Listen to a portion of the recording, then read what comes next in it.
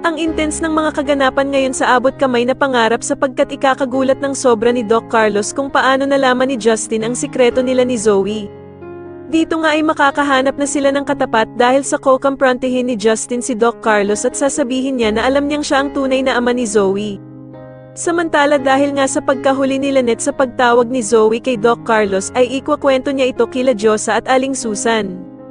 Kaya naman ay agad na pagsasabihan ni Aling Susan si Lynette na bakit daw tatawag si Zoe sa asawa niyang si Doc Carlos samantalang hindi naman nga daw sila magkaano-ano.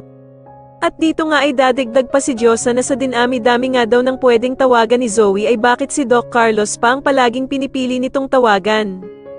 Kaya naman ay lalong tataas ang pagdududa ni Lynette sa kanyang asawang si Doc Carlos na meron daw talagang nililihim sila Zoe at Doc Carlos sa kanya. Samantala matapos nga ang ginawang pangbabastos ni Justin sa ina niyang si Giselle sa harap mismo ni Annalyn ay hindi na nga ito makakapagpigil na sundan si Justin sa labas.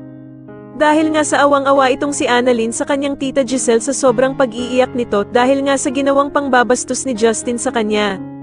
Ikakagulat naman ni Justin ang pagsunod sa kanya ni Annalyn at dito nga ay ipapaliwanag sa kanya ni Annalyn kung gaanong pinagsisisihan ni Giselle ang nagawa nito sa kanya.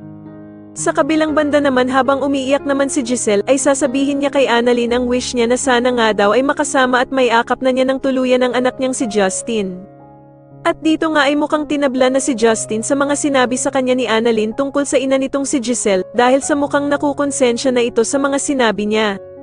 Kaya naman ay tatanungin siya ng ama niyang si Eric kung bakit ito umiiyak at kung lumalambot na daw ba ang puso nito sa ina niyang si Giselle. At dito nga ay mapapatungo na lamang si Justin dahil sa talaga namang mahal pa niya ang ina niyang si Giselle.